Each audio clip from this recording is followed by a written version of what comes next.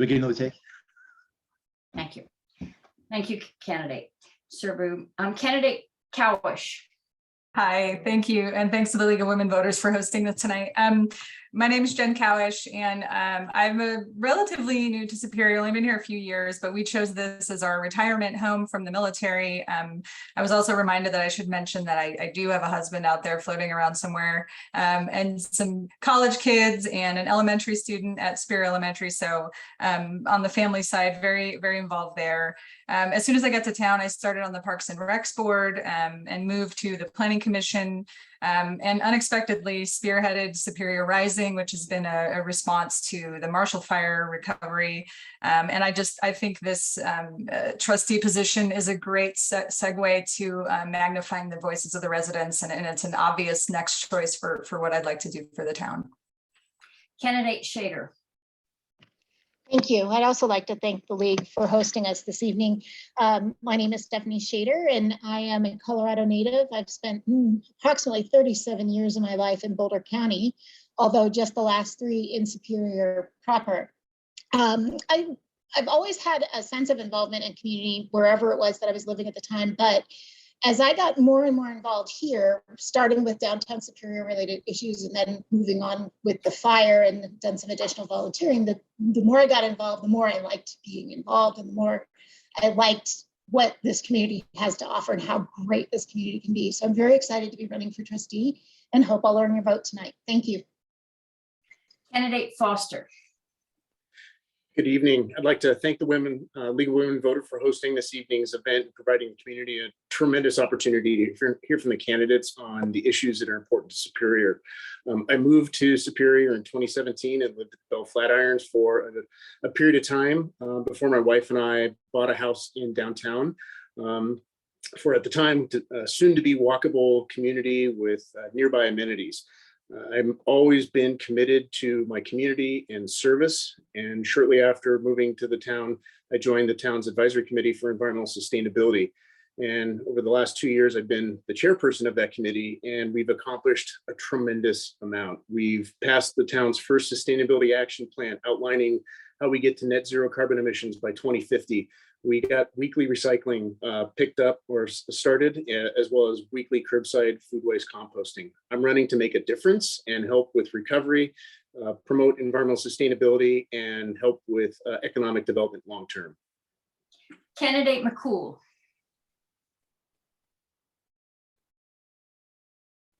I started out with me too. I'm Bob Mccool. I've been a resident in the town of Superior since 1997. My wife and I discovered Superior on our bikes, riding back and forth to work, and just fell in love with the community. We've lived in original town since 97.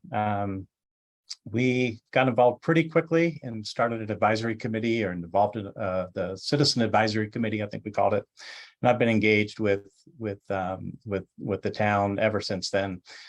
Great group of friends started the Open Space Advisory Committee. We worked hard to kind of develop the open space program that everybody now enjoys. I've been on the Planning Commission now for approximately 12 years or so, and I'm moving to run for town board just so I can help everyone with the recovery and kind of help set the stage for the next 8 years. Candidate Shaw. Yeah, good evening, and thank you to the League of Women Voters for this wonderful event and to many residents watching at home. My name is Neil Shaw, and let me explain to you why I'm asking for your vote to be re-elected as a Superior trustee. I grew up here in Colorado. My wife and our kids have made our home here in Superior for the past 13 years. My parents have lived here for over 22 years. When I was elected in 2018, my focus was on pedestrian safety, stop signs and speed bumps. But the pressing needs of the past few years have taken a priority. It started with fracking under Rocky Flats, then the pandemic, and most recently, the devastating Marshall fires.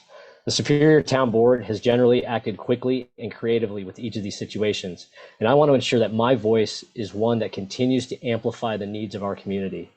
On a go-forward basis, my 3 areas of focus for Superior are on rebuilding, a plan for economic vitality, and an increased focus on community resiliency. Thank you. First question, and we'll start with candidate Serbu. Hey, Josephine, I think you skipped me. I am so sorry. Candidate Newsteader. On that note, hey, I'm Mike Newstetter. I live in Superior. I moved to Superior in 2020, right in original town, lost my house in 2021. So it's been a fun stay in Superior, let's say that. But I bring 15 years of experience in the outdoor industry.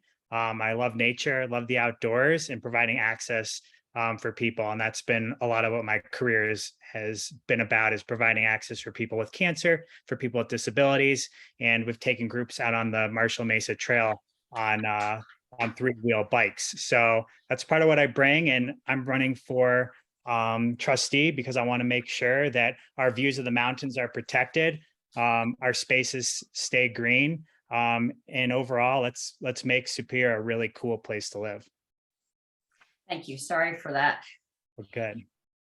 We'll start with our first question. We'll start with candidate Serbu. I'm going to ask 2 questions about the Marshall Fire.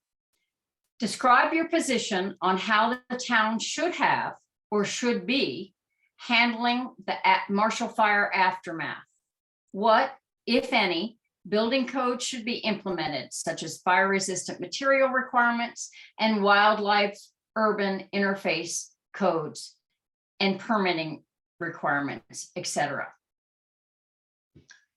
Actually, I can speak from experience on this. My home was caught in the Marshall Fire. And I think, honestly, the building department for Superior has gotten a lot of undue criticism. I think they've been doing a fantastic job. They really have stepped up during the fire, post-fire. The permitting process has been streamlined. The Board of Trustees has implemented Safe Built to come in, adding more staff members. They've been doing a great job. Inspections, for example, my home is under inspection right now for mechanical, electrical, plumbing. They're doing them all at the same time, which is saving quite a bit of time instead of having one inspection and the next and the next and the next.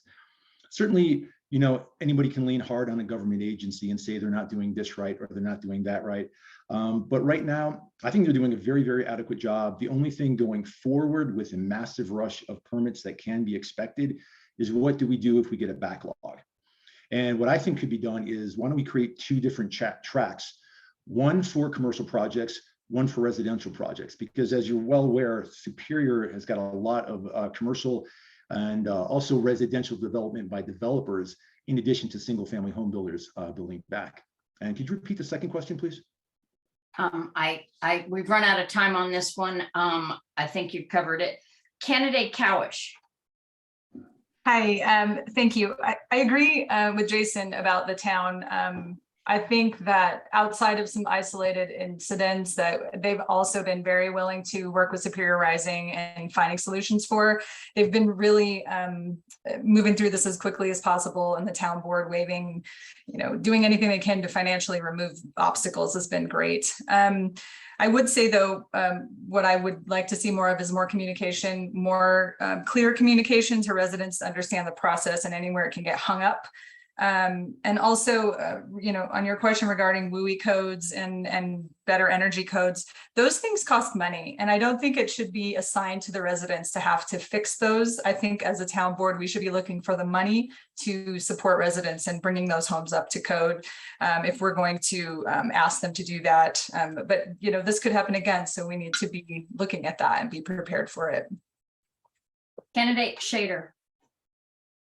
Thank you.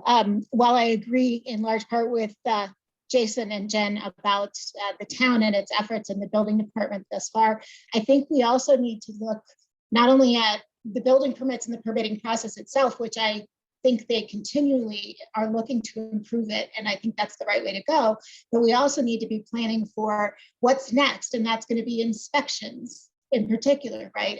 And looking ahead to when those inspections are going to be needed so that there doesn't become a second set of backlogs there. With respect to the building codes and the WUI, the wildlife urban interface in particular, I think all of those things are desirable things, and community resiliency is a desirable thing. But I also agree with Jen that this shouldn't be on the backs of homeowners who've lost their homes. And we need to think about it more broadly as a community as a whole, and where we can help facilitate that for residents. Candidate Foster. I agree that the town has done a fantastic job responding to the Marshall Fire. My home was also directly impacted by the Marshall Fire, and I was living out of it for about 5 months. But given the circumstances, I think we have stepped up as a community to really do the right thing to help streamline as much as we can. And I think we still have some work to do to help folks get back into their home and rebuild.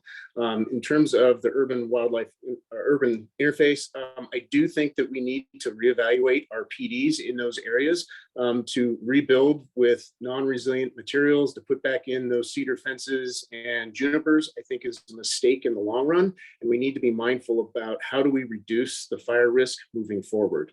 But again, I think the town has done a fantastic job. And I do think that there are some opportunities to borrow resources from other communities to help streamline permitting and have the bodies necessary to get inspections done when that train arrives. Candidate Mccool.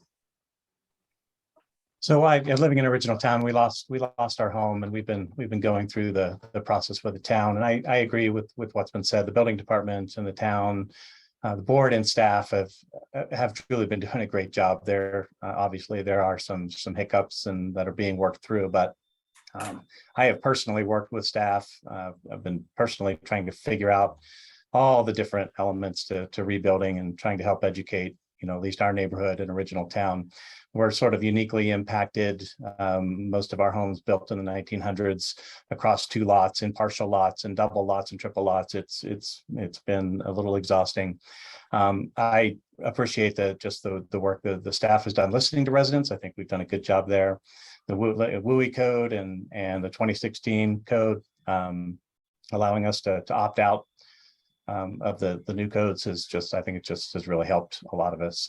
Going forward, I think educating residents on how to do this is of utmost importance, because it's a struggle for all of us. Candidate Newstetter. Yeah, thank you. Yeah, I also lost my home in original town as well. And I echo everyone's statements about, the town's great work as far as helping with the recovery. Giving more flexibility on sprinkler systems was a huge win. Also providing rebates for permit fees, another huge win. And so there's a lot going on there, and all good things. And I think moving forward, as someone who's lost their home, I'm really worried about the future of the downtown. I'm worried about the Superior marketplace. And I hope that the same like small town feel of original town will still be there, because I do know a lot of my neighbors who are rebuilding their homes are going to be spending hundreds of thousands of dollars in additional debt in order to rebuild. And I just think it's very important to reassure these people that, the neighborhood that they love will still be there when they rebuild. Candidate Shaw. Thank you. I think it's worthwhile remembering that the folks who lost their homes didn't choose to lose their homes. And it was our job at the board to do everything we possibly could to help them come back. So our board acted very quickly. We waived permit fees, we waived sprinklers, we let people opt into the 2018 efficiency codes, and we did that all in February. Our mantra was to move fast and move quick and ensure that homeowners that wanted to rebuild knew that the board and the staff was here to back them up. Where we didn't move quick enough, I think, was on the WUI codes, the wildland urban interface, because quite honestly, none of us understood the interface here in the town of Superior in December, and we're just now starting to get a handle on it. Those codes come with increased costs, and we did not want to saddle any homeowners with additional costs.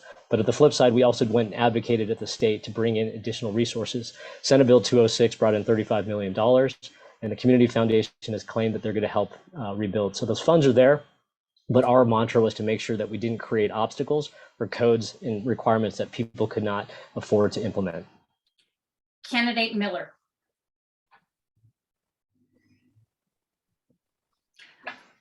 Unmute. Stephanie, unmute. That's good. Thank you. I'm actually a construction lender by trade for residential homes. And so I helped organize the Marshall Fire Recovery Expo to try to do exactly what Bob was saying, just help educate and connect residents with resources. I think that's, first and foremost, because it's a very daunting and confusing process. I would echo what everybody said. I commend the town for what they've done in response to the fire.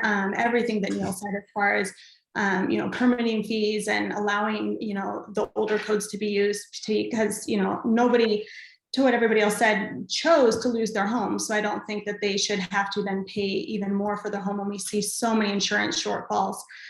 So many people suffered from that. And so I don't think adding additional debt would be helpful. But I do think the town has done a great job, and I would only say that making sure that there's adequate staffing throughout the whole process to make sure that as the rest of the process goes beyond permitting, that there's staff to handle it. The next question, and we'll start with candidate Cowish. And this is the second question on the Marshall Fire. What additional efforts would you propose in rebuilding communities directly impacted by the Marshall Fire? Should there be a moratorium on new development while Superior residents and businesses rebuild? What will you do specifically to protect the residents from the toxic residues that may still be present in our town? So it's kind of a multi-part question. I'm going to start what additional efforts would you propose for rebuilding for those directly impacted? Should there be a moratorium on new development while the current residents and businesses rebuild? And thirdly, what would you do specifically to protect residents against toxic residues? Okay. So I think additional efforts are something that I work on a daily basis with Superior Rising and the planning department to expedite the permitting process, move things along more quickly, improve the communication, meeting with residents. So that's something I will continue to do as a trustee. In regards to the moratorium, I think that I'm not a fan of that word.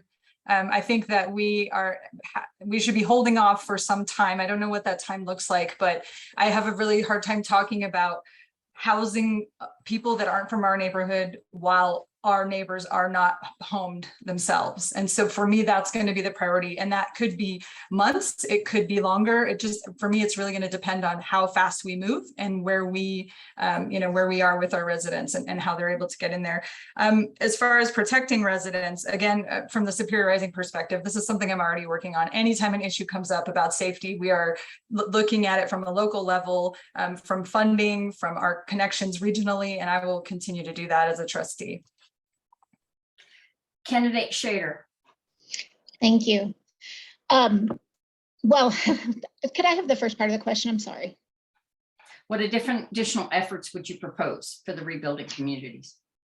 Yes, again, I think that I would continue efforts to streamline the permitting process as much as possible, looking forward to make sure that the building department is prepared to handle the influx of inspections that are going to follow that. Each house is going to have multiple inspections, so it's a lot more than a single permit. I think too that with respect to new development, I don't really care for moratorium either, but I do think that we need to focus on bringing our existing residents back before we look at new development projects in great detail.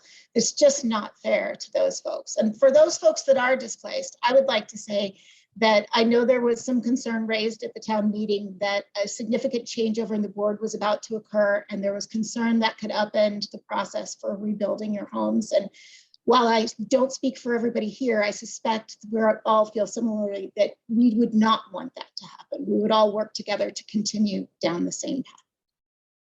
Thank you. Candidate Foster. My number one priority is making it as easy as possible for folks to rebuild and return to their homes.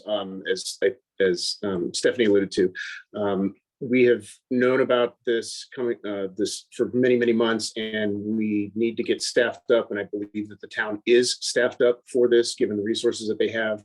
And as I alluded to earlier, let's look to borrow additional inspectors from surrounding communities if we need to. I think those are the additional resources that we can bring to make this as painless as possible for folks to move back in. I also don't like the term moratorium. What I would prefer to say is let's pause some of these discussions on new developments for a period of time, 12 to 18 months, perhaps, to give folks enough time to get rebuilt and get settled back into their homes before engaging in these larger development conversations. And as far as toxic materials, let's continue to collaborate with the state and Boulder County to make sure that we've got the testing and the resources available for the community. Candidate Mccool. No, I agree with just about everything that's been said. Moratorium is a strong word, but I've not ruled it out from the standpoint of anything other than rebuilding for the Marshall Fire. I think we need to communicate strongly through our staff that any priority outside of rebuilding just be discouraged. We just shouldn't really be doing anything other than that. Focusing efforts on making sure that the toxic, anything toxic isn't impacting us. Of course, that's critical. I think that's about it. Our priorities just have to be on rebuilding, and we need to discourage anybody else coming forward with anything other than what it takes to rebuild our community. Candidate Newstetter. Mute, you're muted. It's okay. I think it's important that the people of Superior are heard and have a voice in all of these decisions. And I feel like a huge portion of those people are dealing with all the rebuilding right now. And the first year that I lived in Superior, I received no communication, no mail, no nothing about these developments. A lot of them, large, condo complexes. And I think, I would like to be able to have the opportunity to study them, to see the potential effects that it would have on traffic in our neighborhoods. And honestly, I just don't have time right now dealing with the rebuilding. And I think hundreds of other families are also in the same experience. So I think it's important as we pursue these opportunities that people can be heard. And right now, I don't think people have the time to be heard. Candidate Shaw. Thank you. When it comes to rebuilding, one of the key things that we do have to focus more on within the community is communication. I think as you've heard tonight, none of the folks that are rebuilding a home have ever had to rebuild a home. And walking themselves through the process, we need some hand holding, and it needs to come from our staff, and we need to find a better way to do that. I think we have staffed up very well and appropriately. We can increase the inspections as necessary. If we get 50 homes that need to be inspected tomorrow, we can do it, and we will do it. When it comes to new development, we have a very small staff, and we need to make sure that our staff is focused on rebuilding. As others have said, I'm not sure that the word moratorium is the right word, but at the same time, all the efforts for this community need to be focused on rebuilding. When it comes to toxic substances, it's worth to recall that the cleanup process was defined by Boulder County Public Health. Colorado Department of Public Health was engaged as well. A specific soil sampling had to occur before a site could be deemed cleared. If anybody has any concerns with that, we absolutely need to take it up with Boulder County Public Health and the Colorado Department of Public Health. Candidate Miller. I would agree that I think we need to make sure that there's adequate staffing to handle the inspections. I think really a focus on education and ongoing education through the process, because there's a lot of confusing loopholes and things to be aware of as you're going through the entire rebuild process, beyond just clearing your lot and finding a lender and navigating insurance and inspections to final inspection and everything in between. So making sure our residents feel comfortable, because it's already traumatic enough. And then I would say beyond that, I would echo what everybody said. I shy away from the word moratorium, but I would also encourage pausing on any new development projects that are coming through until we can get our residents back home. Candidate Serbu. If your project's already been approved, there's really no need to have a moratorium. Developers should be able to continue down the path of development. Like I said previously in my opening statement and the previous question, why not have two tracks, one for developers, one for homeowners building back. As far as the OSHA question goes, the toxicity of the site, it's an OSHA question. Make sure your contractor is following all applicable laws and guidelines to make sure toxic substances are handled properly and disposed of in the current manner, to make sure that nobody is affected negatively by it. The next question, we will start with candidate Shader. It's a multiple question. We have many questions, so I tried to combine as many as I could. So I'll try and make this clear. What the overall question is about your vision for downtown Superior. What kind of growth do you foresee? What does your vision, and does your vision include the Life Sciences Coal Creek Innovation Park campus? Why and why not? So my vision for downtown Superior is exactly what I bought into. Live, work, and play. A nice, desirable area where residents of the town and residents of downtown Superior could come and enjoy themselves and recreate and relax, as well as work.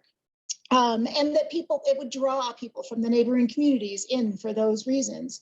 I think that growth is going to be something that's going to come over time, in that it's taken such a long time to get where we are. And some of these setbacks weren't anything anybody could control, COVID, for example, right? But I do think that it's going to take some time to draw the right businesses and the right mix of businesses that make it an area draw for us. I am not in favor of the life sciences proposal as it currently is proposed. I'm fine with commercial, but what they've proposed is way too big and outside the scale of what the downtown should look like. Candidate Foster. Actually, let me stop right there. Candidate Schrader, and everyone, I'm going to ask you at the very end of that, if you would tell me whether how you would have voted on the Life Science Center. I would have voted no. Candidate Foster. I support the need for commercial development in downtown to help complete the activation of the planned retail space. I'm not confident that the existing to be built residential will be sufficient to support those businesses that are looking to move into downtown, because we need to diversify our tax base and really help make sure we've got a more resilient economy. From a sustainability standpoint, we need to make this be the poster child of sustainability for Superior. We have an aggressive sustainability action plan that calls for 63% carbon reductions by 2030. And one of the primary ways that we're going to achieve that is through sustainable development. We have an opportunity here in downtown to make Superior be a destination for shopping and restaurants. And I think we need a beautiful gateway of sustainable development to really activate that space. And I would have voted no. Candidate Mccool.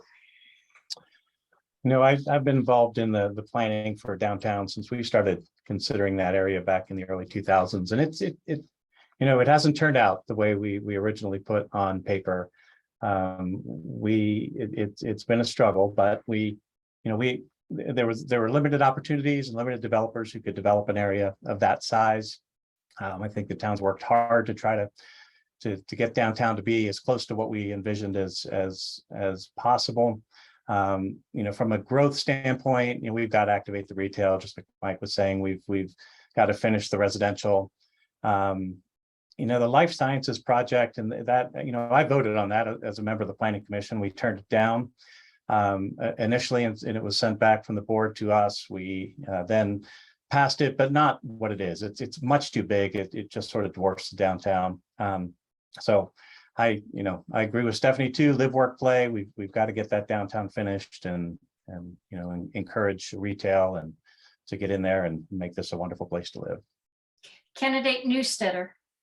Thank you. Yeah, I watched the trustee meeting, and one thing that stood out to me during that meeting was it seemed like there was a fear for if we didn't adopt the life science building, then what was next? And if I were on the board, I would have voted no, because I think we're in a down economy. A lot of people are afraid of making commitments like that. And I think if we just waited a little bit longer, I think there'd be a really cool opportunity. Unfortunately, it doesn't seem like that's the case. And now every time I leave my house and turn on my Caslin, I'm gonna have to look at that big old thing. But I've accepted that. But I just hope that, my vision of starting my day in downtown Superior with a coffee. I play hockey in the adult league in sports stable twice a week. And so I hope to start my day with coffee and end it with a game and a beer in downtown Superior. Candidate Shaw. Thank you. I'll start with the ending question. I voted no on the life science campus for a number of reasons, one of which is it didn't fit with what was envisioned for downtown. When downtown was envisioned, as Bob said, in the late 2000s, or I guess about 2013 is when it was adopted. It was a live, work, play. We've deviated from some of those ideas, but I think we're actually going to realize a pretty incredible downtown. We absolutely need some office to help activate the restaurants. They need daytime traffic, and the office campus will help do that. Does it need to be this life science campus in this format? No, I don't think we had to adopt it. I think we could have said no, and the developer would have come back with something different. That being said, I think it is absolutely critical to this town that downtown be realized the way that we had envisioned it to be. Not just about the economic benefit, but also about the way to bring our community together. Parks 1 and 2 are almost complete, and they're going to be a phenomenal asset for this community to come together for Chili Fest and for other events on the promenade. And I look forward to going to those events just in the next year, maybe. Thank you. Candidate Miller. I think having the full live work play ideal is important to make sure that the project is viable. So I do think that we need office space in order to not even just attract the businesses that we want to see, but also keep them viable so that we don't end up with a lot of empty storefronts. That being said, I wouldn't have voted yes in the way it was presented, because I do think it does dwarf the rest of downtown and kind of create a curtain so that you can't see the businesses that are present. So I would worry about the visibility that they would have. But I do think that life sciences was an intriguing prospect, because while so many people have moved away from offices since COVID, that is a crowd that does still show up to the office. So I like the idea of it. I just don't like how it was presented. Yeah, I think that's about it. Candidate Serbu. I would have voted no. Mainly the reason behind that is I was one of the co-authors for the petition that stopped the progress after the vote was rendered as yes, and the developer was given permission to move on. It simply was a bad idea. It doesn't scale properly. It's too tall, it's out of context, and it does not make sense with the neighborhood. And it certainly doesn't match the original PD nor the master plan. It blocks the views of the mountains, and it doesn't really take into consideration the design criteria of Main Street. The neighbors and the people that bought into downtown didn't purchase a home of upwards of $1 million to be looking at this monstrosity along Main Street. So I definitely believe the actions that we took as a community to side rail this, to put it back to the trustees so they can take another look at it, was the right thing to do. Candidate Cowish. I agree with the other candidates about the downtown vision and it not being a good match for that. I voted no twice on the development on the planning commission because I felt like the developer was not going to change the scale and scope of the project regardless of the feedback that he got from the residents. And really the residents came out and they said they didn't want this, and there is no other vote to make when that happens. So I think moving forward, however this petition goes, and I'm starting to try to imagine the downtown, being a different entrance possibly if these large buildings are going to end up being there. And so really starting to think about, how we can recover from this as a community, as well as just from the physical buildings themselves. So. The next question, and we'll start with candidate Foster. And again, this is about your vision and about development in the town of Superior. Please describe your priorities, how you would balance new, what one questioner said was exploding residential and commercial development within Superior, how you balance the residential, the commercial, the exploding development. What are your priorities? How much growth is enough? Well, that's a fantastic question. And the 2012 comprehensive plan lays out a pretty clear vision for the town of Superior and where development is to occur, whether that's commercial, whether that's residential. And as a trustee, I would want to make sure that I'm following that comprehensive plan.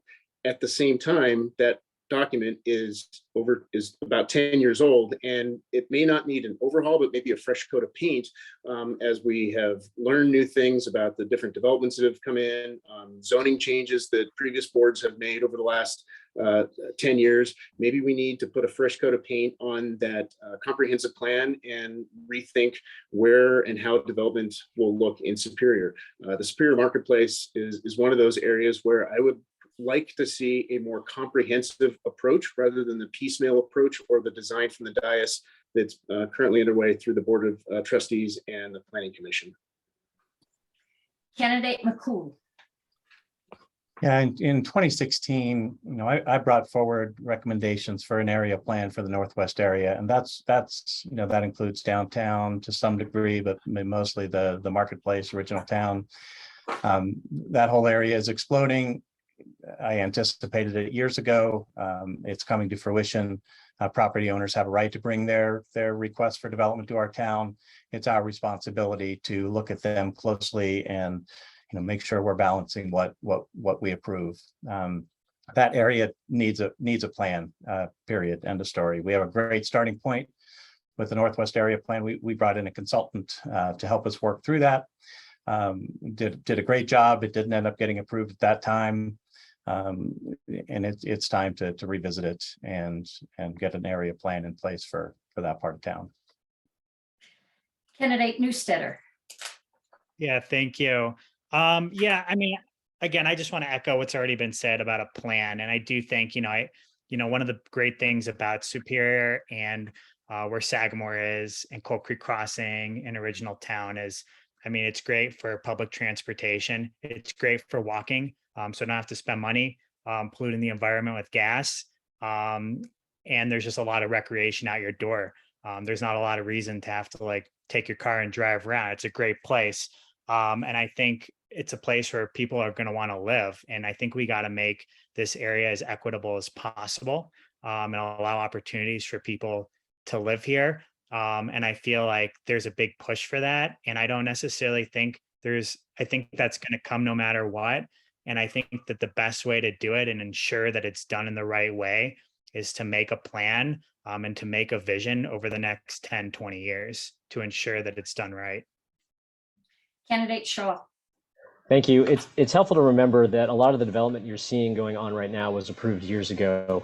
The Resolute property was approved in 2018. The Wee Village area was approved in 2020. Downtown, parts of it have been approved, 4 or 5 years ago. What you're seeing is a lot of developers trying to capitalize on a very hot residential market, and that's unfortunate, but it is their land, and the boards have approved it, and historically, and they're all trying to bring those projects forward.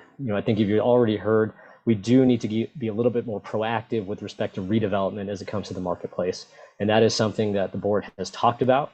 And I think we're now at a point to where it is absolutely critical that we start trying to figure out what we can do with the marketplace. Marketplace was designed in the late 90s. And it's acres of asphalt that create a major heat island, and they are completely empty most of the time. As people have revised how they shop, the marketplace needs to reflect how people shop, and that has to happen in the next few years if we're going to sustain the economic engine of Superior. Candidate Miller. I think we all love Superior because of all the open space, the parks, the trails. So that's why a lot of us moved here, I think, is just, close access to activities and just being able to be outside because it's Colorado and that's why we all, want to live here. I think obviously you want to be following the plan. We do have a plan in place and there is a town vision. So I think whenever a project is brought to light, obviously referring back to the plan is important, pivoting with the plan when it's appropriate because obviously market conditions change. But the overall vision and the feel for how we want our town to look and what we want to call home really shouldn't change. That vision is still there regardless of how the plan changes. So just referring back to the plan and making sure that no matter what comes up as far as a new project, that you are staying true to the vision and what the residents and community want. Candidate Serbu. I have to disagree strongly with Mr. Miller's statement. I don't believe that any development is being designed in the Planning Commission, nor is it being designed by the Board of Trustees. The simple, sad truth in our town is that developers can run ramrod right over and do whatever they want. The current board, with the exception of a few brave souls that push back, and the previous board basically let developers do whatever they want. I think going forward, if I was a trustee, and hopefully if I'm elected, I'll use my experience as an architect to understand what developers are trying to do and push back on things that I think are a little bit egregious in their thought process. Variances are another thing that they keep asking for, and that's why the original PUDs and the master plans keep changing. Variances should only be granted for a hardship case. If you take the Northwest property, like Bob said, we've got another proposal, a couple of other projects coming up, and we need to really take care of our town because we don't have a whole lot of space left. Candidate Cowish. I think even though it's a potential for missed opportunities, we need to slow down a bit on this. There's very few developable parcels left. As candidate Mccool mentioned, specifically the Northwest Area Plan, as a planning commissioner, it's really tough to not have some stronger guidelines or defined ideas from the community of what exactly they want, whether it's developing or rezoning. So I think that it has to be resident community led, which takes time, and we can't ask them to do that right now because many of them aren't even in their homes. So I'm all for pumping the brakes on some of this stuff that's coming. It seems like there's a bit of an attack on whatever's left, and I'd like to protect that process and make sure that we're giving residents the chance to be leading that. Candidate Shader. Thank you. I agree with many of the things that the other candidates have said. To Bob's point, the Northwest plan that he came up with in 2016 is a perfect example of why the comprehensive plan needs to be updated, right? Because it needs to be incorporated and solidified and part of that comprehensive view for the town. With respect to property owners and property rights, I mean, they do have rights to do things with their properties within certain limitations, and that gets to the variance point that Jason made, and that is almost all of these are coming with variances. And those variances are being granted often without, I don't want to say without due consideration, because I don't think that's fair, but without enough consideration for what the downstream impacts of those variances can be. So I think we do need to pump the brakes. I think we need to be thoughtful. And I think we need to work together to get the town through the rebuild and into smart development going forward. The next question, and we'll start with candidate Mccool. In spite of the town having an ordinance in support of affordable housing, none has been created.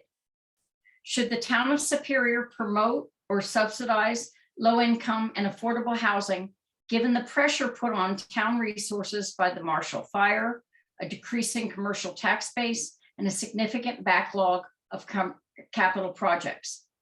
What affordable housing, if any, would you support?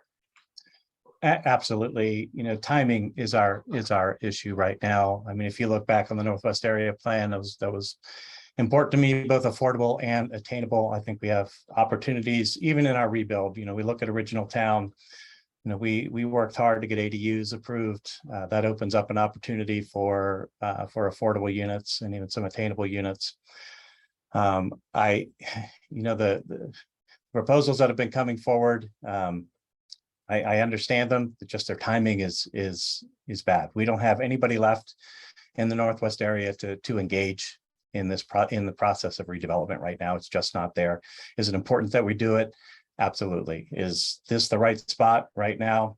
It's not, and we've got to figure out a different way to approach this right now. So looking forward to making it happen when the timing is right.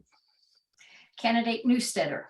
Yeah, again, I think I agree with Bob, and we have to be really thoughtful about how we move forward. But one part of me just, as a young family, I'm 36 years old. We have a 1-year-old daughter. We lived in Boulder for 7 years prior to coming to Superior. And we were ready to just leave the whole area because it's just so expensive. So I think when we think affordable housing, a lot of times we think one thing, but there's also a lot of talent in the area. There's really great families, good people that are looking to raise their kids in Superior. And I think the more opportunities that we can give it, it's going to give us a much stronger, more diverse community across income levels. And I think that's really good for the town's spirit. And especially when we're talking about economic development, I think we can attract really great talent and great leaders to this area that can help propel us into the future long term. Candidate Shaw. Thank you. The town adopted an affordable housing ordinance in 2020, and it was never about us aspirational. It was because we realized we have to do something. Rather than adopting a 10% target, we upped it to 12%. The reality is, in the last 2 years, we lost 400 single-family homes, and that is a priority. One out of 7 single-family homes was lost in the Marshall Fire.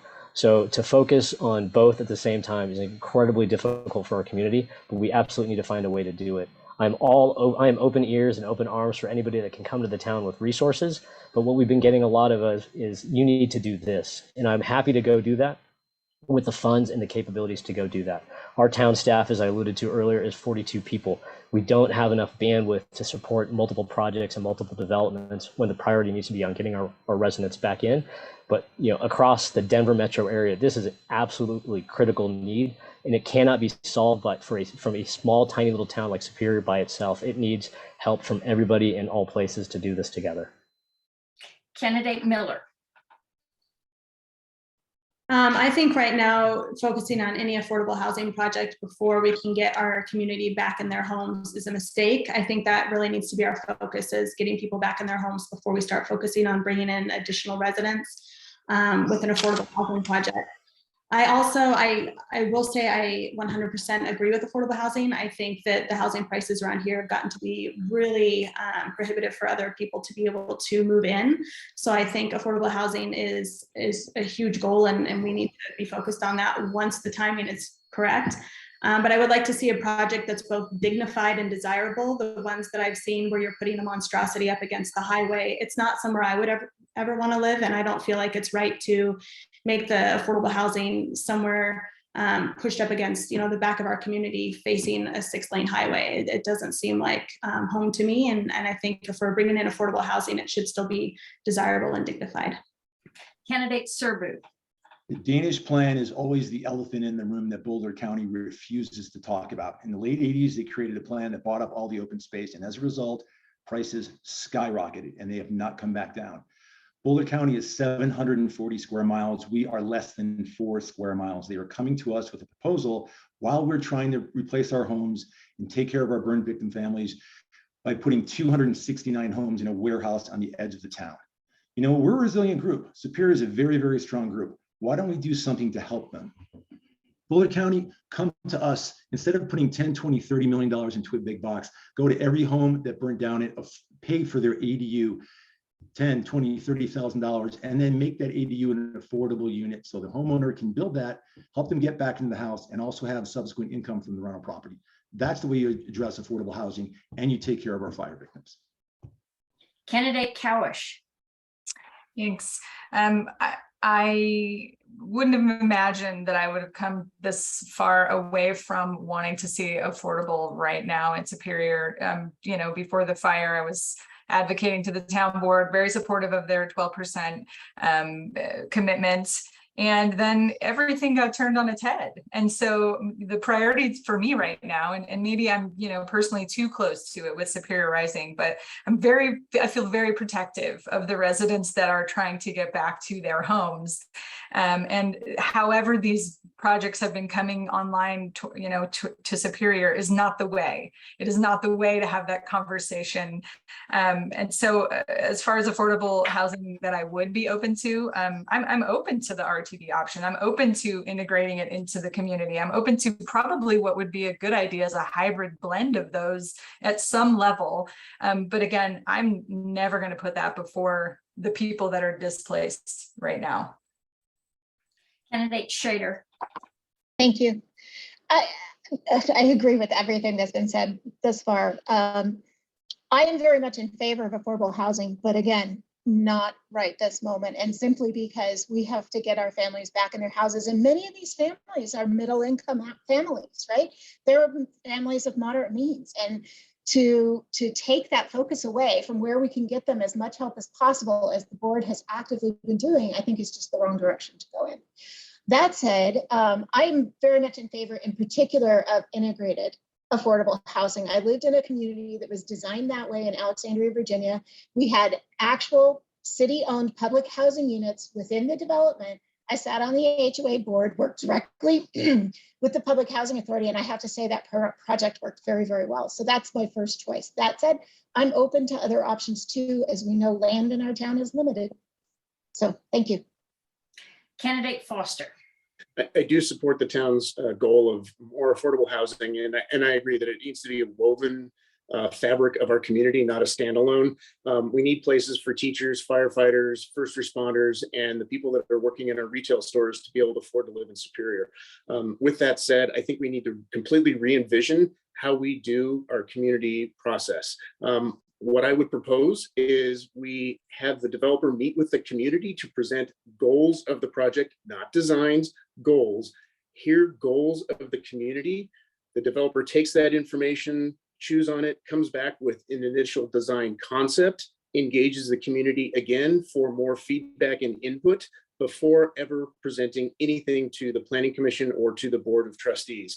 Once the community's had ample opportunity to weigh in, then we can present that design concept to the trustees and to the Planning Commission. I think we need to move past, again, design from the dais where we're reevaluating, is this building too high? Is this building too low? Thank you. Our next question, and we'll begin with candidate Newstetter. Switching gears, kind of. This is about the Rocky Mountain Metropolitan Airport. And I'm going to give you 90 seconds. So Emma will give them a 30-second, 30 seconds and then 15 seconds and then stop. Great. And this is a long one, but you'll just to get the gist of it, because there were a lot of questions about this. What is your stance on the Rocky Mountain Airport? What actions can the town take to protect Superior from the constant noise pollution? One questioner even cited 5 a.m. in the morning, even 11 p.m. at night. And how can the town protect Superior from health risks and pollution from the airport? And this is a caveat that we saw in a lot of the questions.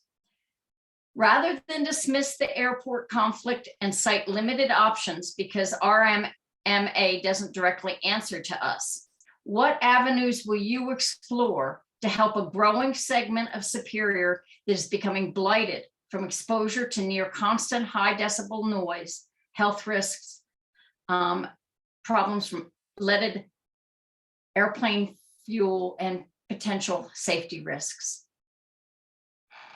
I know it's a long question. I'm sorry, but we had so much interest. We had so many questions about this. So I'm trying to give you as much opportunity to respond, and I'll give you 90 seconds. Yep, thank you. So yeah, as a big promoter of the outdoors and exercising and using our trails, the Marshall Mesa Trail, I mean, every time I'm going running out there, there's big old planes, small planes, every plane imaginable flying right overhead. I mean, sometimes they're getting so low that I feel like it's going to cut off my hair, but or perhaps it did. But here's the deal. I think there are a lot of different regulations that are already in place, and I don't think that airport and those pilots are following them. So instead of picking new battles and trying to figure out what else we can incorporate, because I think, again, that's going to be a long battle. I think we need to like reevaluate, reestablish a relationship, and really make sure that the current regulations and rules are being enforced when it comes to noise. And I think that could go a long way as far as at least mitigating the problem in the short term. Candidate Shaw. I'm going to be honest, there is no silver bullet to this. And for anybody out there looking for a silver bullet, I regret to say that there isn't one. This has been, front and center for the board for as long as I've been on the board. It started becoming an issue in 2018. It was a growing issue, throughout the teens, and it is definitely one now. Volume is up almost 100% versus last year. No question that this is a problem for our community. And I think your questions reflect, or rather, the questions being asked reflect the fact that we've had to, sort of point out the fact that the town has no influence on the airport. The airport is in Jefferson County. We're in Boulder County. They don't even listen to us. They rarely pick up the phone. This town, Superior, paid for the consultants to bring in the noise roundtable experts.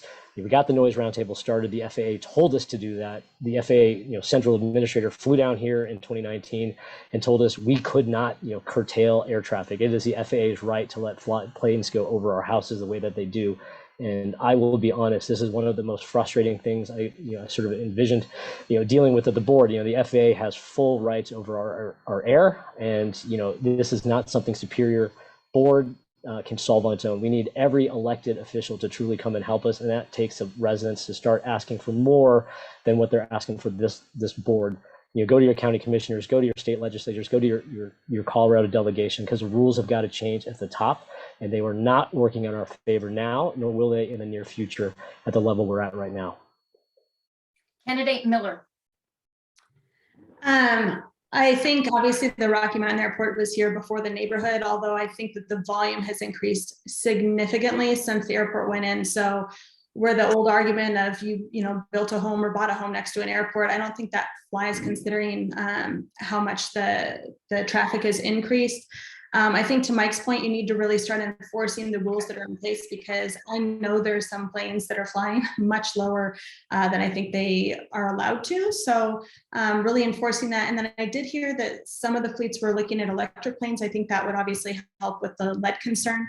But my heart really goes out to the people, south of Colton, because it is deafening over there. I know that the property values are impacted and you can't even have a conversation. So it's extremely frustrating. And to Neil's point, I think that we really need to go beyond the measures that we've already taken, trying to, fight it the way we have. And you really need to take it higher up, because right now we don't have a lot of leg to stand on with the FAA being able to fly the planes where they're able to.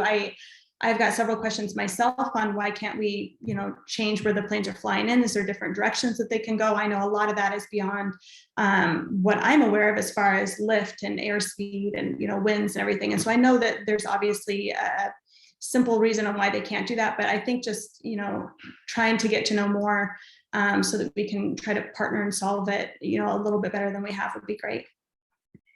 Candidate Serbu. I agree with a lot of the things that Neil said on this, to try to take this up with as many people as you can. But the simple truth is that they do not care about us. We are not in Jeffco. We are in Boulder County. They don't have to listen to us. They can do whatever they want. So how do we solve this? Do we go up the chain? Do we talk to our elected officials? That's already shown that it has gotten us nowhere. Here's an idea. Get with the pilots. It's getting busier at that airport. They're getting squeezed out of flight times. Pilots want to come. They want to fly their planes. They have jets. They have, propeller planes. They're getting squeezed out by the increased traffic, the increased commercial traffic. The bigger jets are landing there. DIA is beginning to use this airport a little bit more with congested air skies. If we can't get this done by discussing with someone else, I've shown that we can, as a community, get things done. Create a petition. Get your townspeople, get a petition signed, get it elected, put it in front of the state, and try to get something done. But the real truth of the matter is, we have to be grassroots about this. Get the pilots on board, get them on our side, talk about the flight time, get them upset about it, and get some changes made. Really, that's the only way going forward. We have to do this ourselves. Candidate Cowish. I am doing my best to think about this issue as kind of a, let's try to break it until we find out where there's weak spots in this. As Neil said, at first glance, there's not a lot that, not a lot of leverage that we have as a town. But the questions that I start thinking about are, well, what leverage, who does have leverage with Jeffco? And what relationship do we have with them? What does Boulder County offer them? What do they get from us? They must get something from us. So starting to look at those connections and where we can put pressure on what that leverage, because I'm certain there are things between counties that are relational or agreements, and so maybe directly towards Jeffco and Rocky Mountain is the wrong approach. Maybe it's finding the holes in whatever relationships or connections are there to start to put the pressure on that, which is something I'm committed to doing. I do enjoy kind of a puzzle that can't be puzzled. So, and this seems to be a bit of that. I don't know. I don't know what it's going to look like, but yeah, you can't even have a conversation outside without a plane flying over it. We did a video for my birthday and 3 planes flew over while I hit a piñata. So it's definitely a problem to be worked. And I think creativity is the answer, because I don't think any of the laws are going to help us. Candidate Schrader. Thank you. Yes, I agree.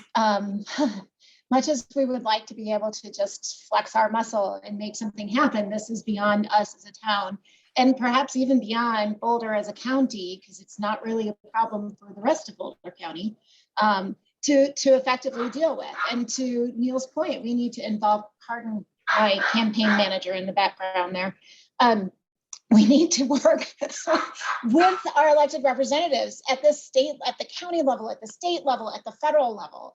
Because the only way we're going to get the attention of the people who set those landing pads, which is the FAA, is through those channels. And that's, to Jason's point, where the grassroots needs to focus. I do on the air understand that on the leaded fuel issue that the FAA and the industry have announced an initiative that will be phasing that out. So it may not be as soon as everybody likes, but that is definitely in the works. And the shift to electric may become viable. So those are the things that I would say. I don't have much new to add. Unfortunately, this truly is a Gordian knot of a situation for us. Candidate Foster.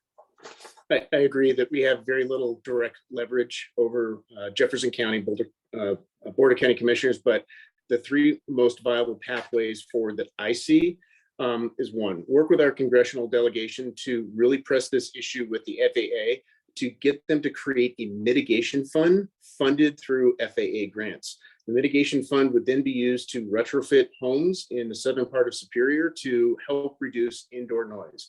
Is this going to solve the quantity of flight issue? No, but it might make living in your home a little bit more enjoyable if you can't hear airplanes flying over your home all the time. The other direct approach that I would take would be to work with the state to start setting a fee or a tax on leaded fuel. Yes, it's going to get phased out over time, but in the meantime, we can put the economic pressure to change behavior. The third direct approach that I would take is continue to press Broomfield, Westminster, and Arvada to collaborate with Superior to tell the economic story to press the economic story or issue with Jefferson County. Jefferson County is financially strapped at the moment, and so they may be looking for additional revenue sources, and imposing landing fees might be one way that they can generate some revenue as a county. Thank you. Candidate Mccool. You're mute. You need to unmute yourself. Thank you. I agree. This is a horrible problem. It's awful. We were in a candidate forum in Coal Creek Crossing and were interrupted multiple times during that. It's definitely a challenge. Trustee Shaw is correct. There is no silver bullet. There's very little direct impact we can have. However, we have other jurisdictions that are impacted here. Louisville's getting upset with it. I have family in Westminster and Broomfield, just south of Jeffco. They're frustrated. Engaging these other communities and trying to come together as a whole to affect some change is going to be critical. This airport's going to continue to grow. It was much smaller when we moved here. This business that airport was here before we were here. I moved here in 1997. That airport was nothing like it is today, not even close. So, appealing to these other jurisdictions and working with our neighbors to try to approach, the airport is it's probably the best way we're going to be able to deal with this. And I think understanding the regulations, understanding the relationships, digging in to talk with the FAA to figure out what opportunities we have to legally address change is critical. I'm committed to that. We're dealing with this every day. Everybody is, and it's getting pretty frustrating. So, The next question, and we'll begin with candidate Shaw. This is on gun control. Do you support the gun violence prevention ordinances passed by the trustees in special session June of this year? Do you think there was sufficient opportunity for public input? Do you support fighting the lawsuit brought against the town of Superior for these ordinances and work to make sure the ordinances are upheld?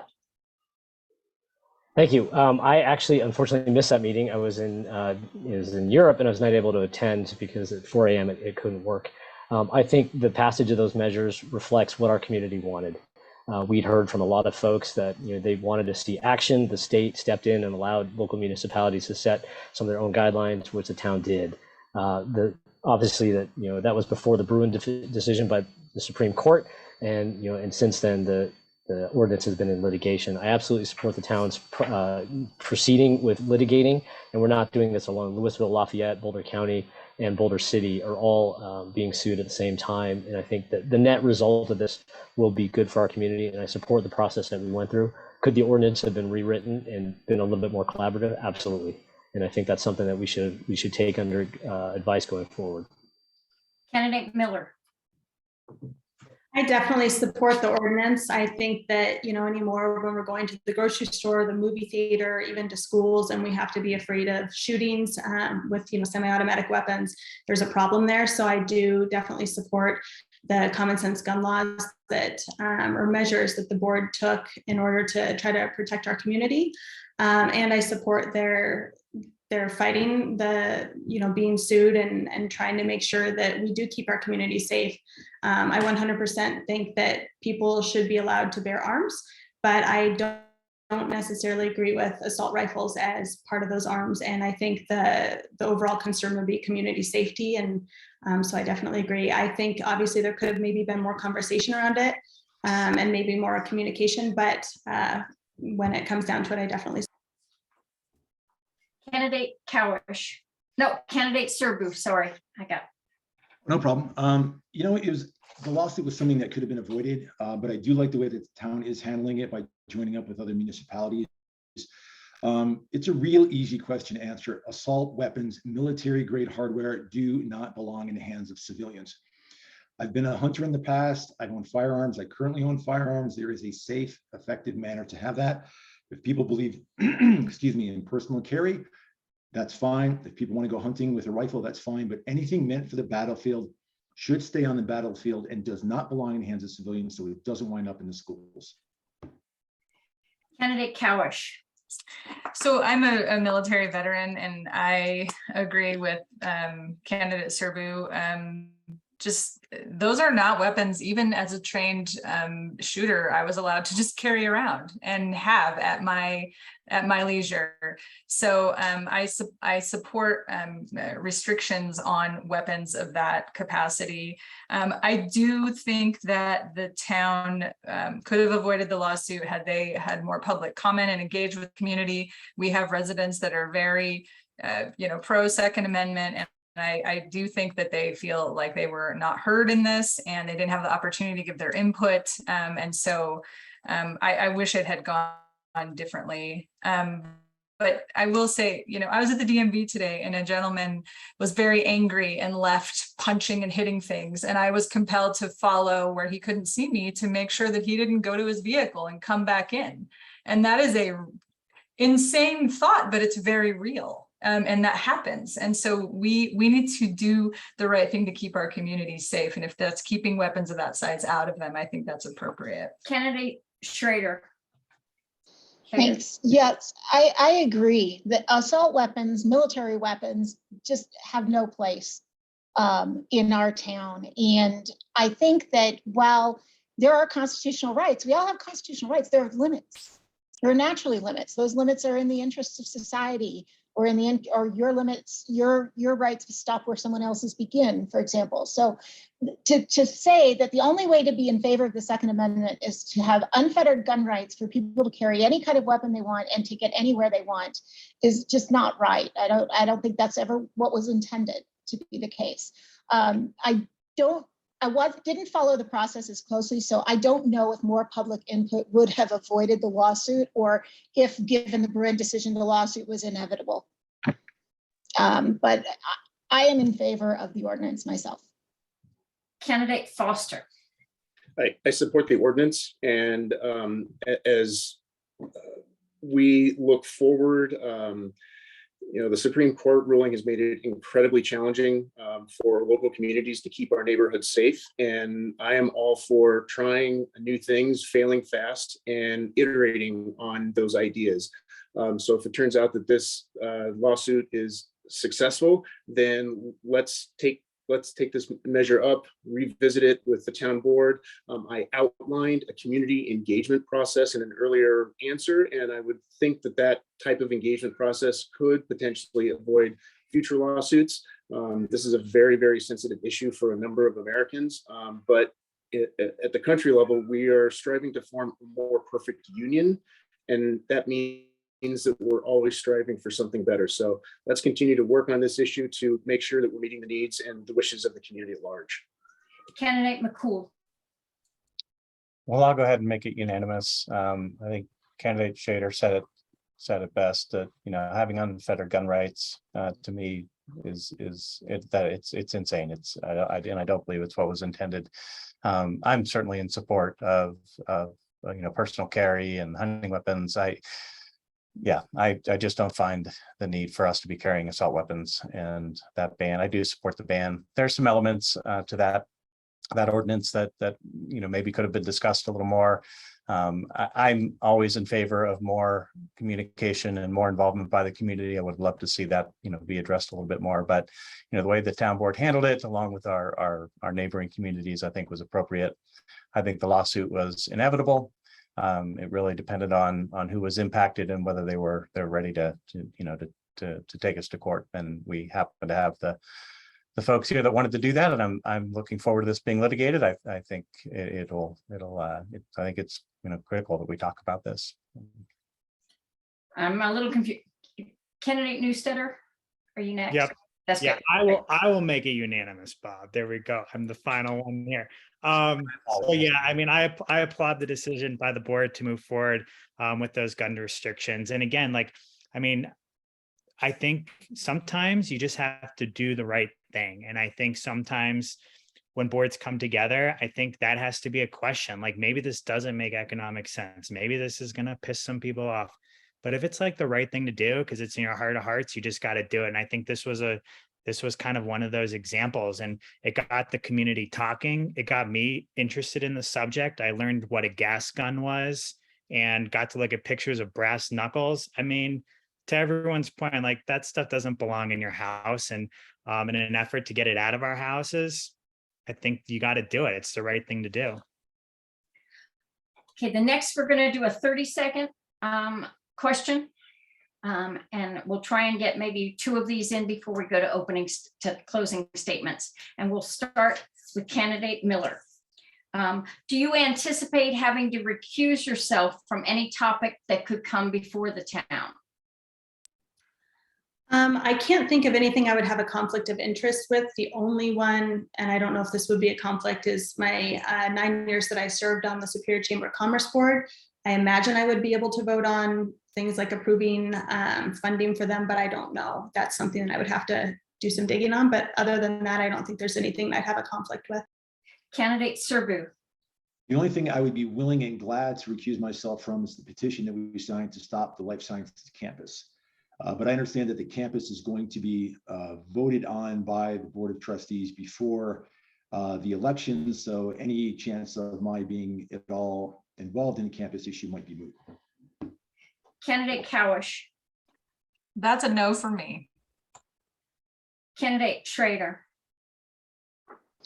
Yes, I actually may have to recuse myself from certain development proposals. As an employee of the U.S. Department of Housing and Urban Development, I don't actually work in any areas that deal with affordable housing, Section 8 grants, multifamily housing, or any of the like. Nonetheless, the ethics attorneys have warned me that that may possibly be the case. Candidate Foster. I currently work for Boulder County, so the answer is potentially. I would want to talk with the town attorney as well as Boulder County attorney to ensure that if I do need to recuse myself, I do so appropriately. Candidate Mccool. No, nothing for me. Candidate Newstetter. You're on mute. I'm mute. 0. Okay. And candidate Shaw. No issues. I've never had to recuse myself in the past 4 years, and I don't anticipate that going forward. One more quick question. Should you be elected, how many average hours per month do you have available to spend on your duties and the meeting with constituents? This is a tough job. You all have families and houses. Are you going to be able to commit time to this position? And we'll start with candidate Serbu. Real simple one answer. You stay until the job is done. I do not have any problem putting in as many hours it takes. And I realize there are going to be quite a few hours in this job. I don't take it lightly. I take it very seriously. I'm here for the town and I'm here for the people of Superior, whatever it takes. Candidate Cowish. I agree with candidate Serbu. However, I will do my best to expedite things in meetings if possible. I know that is a point of contention, but with the work I'm doing with Superior Rising and the Planning Commission, I will feed that into the trustee role, and I imagine I'll be doing similar hours in this. So. Candidate Shader. Yeah, if the past is any example, this is a significant commitment. And I think we all realize that. And it is, to Jason's point, what it takes to get the job done, because that's what you're electing us to do. Candidate Foster. If I have the honor of getting elected board trustee, then I will do what it takes to get the job done and meet with as many people as I need to meet with to listen to their concerns and do the work that needs to get done in order to keep moving the town forward. Candidate Mccool. I've been spending many hours, many months for many years, and will continue to do that. I suspect that's going to be escalated a bit, and I have no problem doing that. I do agree with Jen. Efficiency, prioritization thoughtfulness is extremely important to make sure we, aren't too overworked and we're doing a good job at what we're trying to accomplish. So. Candidate Newstetter. Yeah, the other day I was analyzing, I think there's perhaps a potential that I live in Superior for the next 40, 50 years. And I feel like the work will pay off in the end and allow me to have a great place to live. One of the other things that I would like to do is I'll continue updating a website throughout my term and allow full transparency and to know what my thinking is. And I want to represent the people. So I'm allowing a forum and listening, so I can definitely represent at the table. Candidate Shaw. I like Mike's answer. I think I'm just going to normalize my hours over the next 40 years so it doesn't seem insane, because I think for those of us that have been, helping this town post a fire, even the pandemic, we don't watch the clock. We do what's needed to get done. And I don't think that there's any of us that, will hesitate to spend the hours that are needed, but we do need to fix our 11 o'clock ending time. We need to make the meetings run a little bit more efficiently, add an extra meeting or something, because it doesn't work if our community can't participate. Candidate Miller. Serving as the president of the Superior Chamber of Commerce Board through COVID and the Marshall Fire, I'm more than used to working an insane amount of hours at a second full-time job that I'm not paid for. So I'm more than comfortable with the hours. And I would just say that, echoing what Jen said, I think that there's some workflow efficiencies that we could explore that would really help with the hours, so that we're not spending so much time in meetings, and we can instead spend that time talking to residents and making sure that we're representing them appropriately. Now for our closing statements. We will begin with candidate Cowish. Well, there we go. While the Marshall Fire is definitely top priority, I do think that we can, and as trustees, we should be also walking and chewing gum at the same time here as much as possible. Some of the other priorities for me are the economic development and how we grow in this tiny bit that's left as a town, and sustain the financial ability to continue with taking care of our amenities and providing those things that are the reasons that people love to come to Superior. So while the Marshall Fire recovery will be top priority for me, also just to keep in mind, those are the other things that I will be holding very close to, also getting done and quickly. Otherwise, if you have any questions, you're welcome to call or email. My website has all the information available, and I'm happy to meet or chat with any of you personally. Please do reach out if you want to talk. So, thanks. Candidate Shayer. Thank you. If I am fortunate enough to have earned your vote this evening, or as you continue through your decision-making process, my top priority obviously is going to be the Marshall Fire, though I'm not sure how much more I can add to the efforts already being performed so generously by Jen and Neil. They've done a tremendous job, as well as the rest of the board and the rest of Superior Rising in the chamber and everybody involved. Smart development and economic development to me are really critical, because I think they're integrated. You need residential, you need commercial, you need a retail tax base, you need a diverse property tax base. And that leads me into the last piece, which is financial stability. I want to help put the community on a long-term, stable, solid financial path so that we can continue to enjoy all the amenities that we have come to love. Thank you. Candidate Foster. Well, I'd like to thank the League for hosting this evening's dialogue. I'd like to also thank the candidates for sharing their perspectives. And most importantly, thank you to everybody that's from the community that's tuned in this evening, and for all the fantastic questions. These events really help shape Superior by informing voters on where candidates stand on these important issues. I'm running for trustee because I want to help continue to make Superior a fantastic place to live, work, and play by advocating for environmental sustainability, diversity, equity, and inclusion, and economic diversification of our town revenues. And I respectfully ask for your vote. It would be an honor to continue serving our community. You can find more information about my campaign at mikeforsuperior.com, and please remember to vote on November 8th. Thank you very much. Candidate Mccool. I am so honored to be part of this town and a part of this group. I mean, the people that you're listening to today are qualified. They're excited. They're engaged. I'm just looking forward to an amazing board.